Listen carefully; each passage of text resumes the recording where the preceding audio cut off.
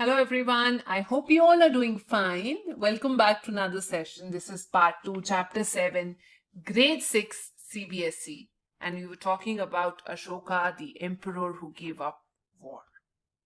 So in the last class, I talked in detail about the modern empire. I started to talk of the difference between a kingdom and empire, and I managed to complete it. And this is the topic which we were on. So as I introduce you to different places that became the hub of modern empire, one is Patliputra, second is Ujjain, and the third one being Taxila. So definitely if this area was controlled by any king, it was huge. The empire and the people whom they had to control, it was huge. That means at this time there might be several people who might be living here. If you have to go to the northwest, definitely you have a way through Taxila. If you have to control the southern section or go there, definitely it's Ujjain. And Patliputra was where I told you Chandragupta Maurya or Bindusara or maybe Ashoka was ruling. There were other people also who were living in this empire. They could be some kind of merchants, set of people, different set of people. Merchants could be there, officials could be there, some craftsmen could be there because cities started to come up. Then there might be people living in the forest area, there might be some herders, there might be some farmers also.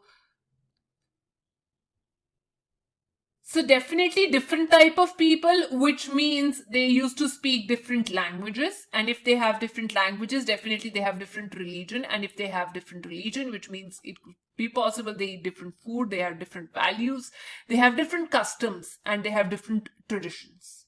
So it obviously became very difficult for a king having such a huge empire to control people who wear different clothes, have different cultures, traditions. Because everywhere you find people living in a different order. It might be very easy for the ruler to control through Patliputra because he was seated there. But he had to send to different places some officials to collect taxes, because to run such a huge empire, you need money, you need resources. And if officials are not loyal, they might betray you, they are corrupt. So to keep a check on them also, we had messengers. So there were messengers, there were officials involved in some of the very important centers like Taxila, Ujjain. There were princes who used to go and sit there and rule and control the area. They were basically from the royal family because no other person could be trusted.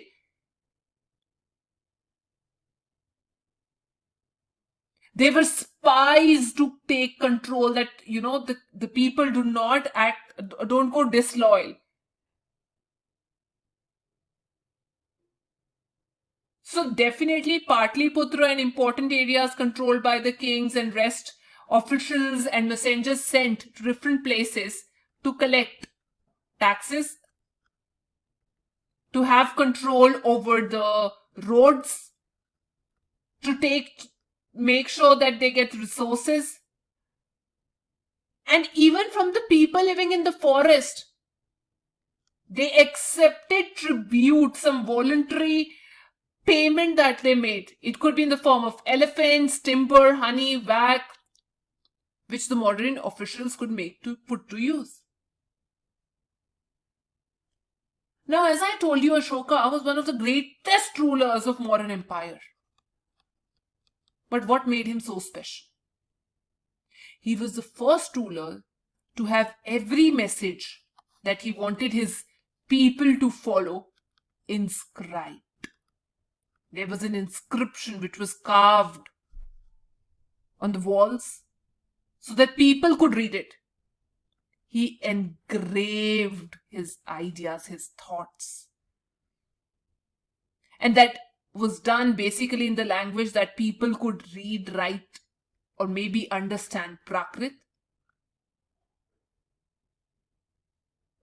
And maybe you can say that it was Brahmi script. the basic important language related to Prakrit. That was the script, that was the language. Now what happened to him at the Kalinga War? So this is the area, you guys can see this is Kalinga, part of Odisha and Andhra Pradesh. So this area was ruled by an independent ruler, and person sitting at Patliputra, he was quite interested to have this area under control. And once he decided to conquer, he waged a war against it, he couldn't believe his eyes, the level of bloodshed that took place, the level of lives people lost. And it was first time in the history of world that a king who conquered this area, he gave up after winning. Now he changed. When he changed, he converted into Buddhism. And he wanted to spread his Dhamma. When I say Dhamma, it means his edicts.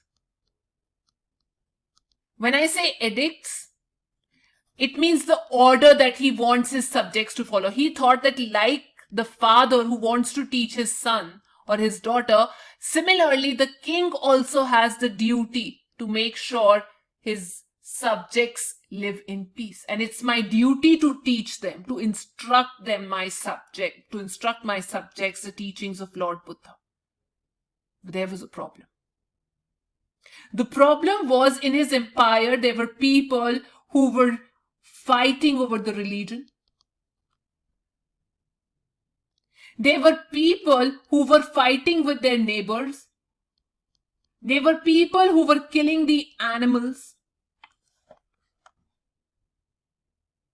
There were people who had slaves and who had servants, yet they were not treating them in a correct order. So he felt it's his duty to solve all those problems. Therefore, he couldn't personally go from one place to another. He appointed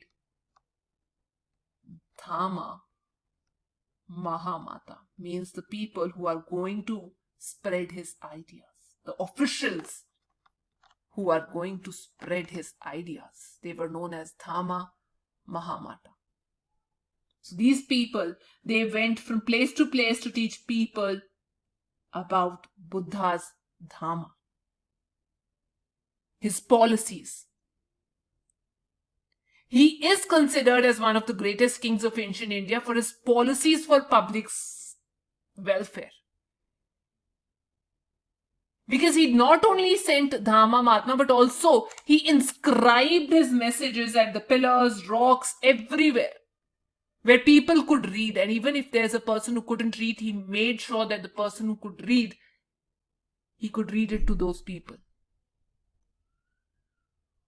And Ashoka sent all these Dhamma Mahamata to different locations out from the subcontinent. With his idea, he sent them to Egypt, he sent them to Syria, Greece, and also Sri Lanka. And apart from this, he also contributed, as I told you, he had his policies related to public welfare. He did great in that sphere. He built roads because he wanted to control area to the northwest, which had a lot to offer. From northwest, he usually used to get a lot of blankets. The area of south used to offer him gold and precious stones. So in order to gain control over the land, definitely he had to make sure he controls the roads. So what he did, he dug a lot of wells. For the public welfare, he started to dig, he made sure he made roads available to the people. He dug wells. He announces people to dig the well. He built rest houses. And there's something very interesting for you to know. He also made medical treatment available. He built hospitals for humans and animals. Yes. That is how he inspired his subjects. That is how he told people to do good, to believe in the welfare of the public. So, Dhamma, which means truth, he wanted people to follow truth, to be nice to each other, to not spend unnecessarily during all the rituals that they perform, to stop the sacrifice of animals. He himself contributed greatly in public welfare. So that's all for today's session. In case you guys like this session, please don't forget to like, share, and subscribe. And I see you soon. Thank you.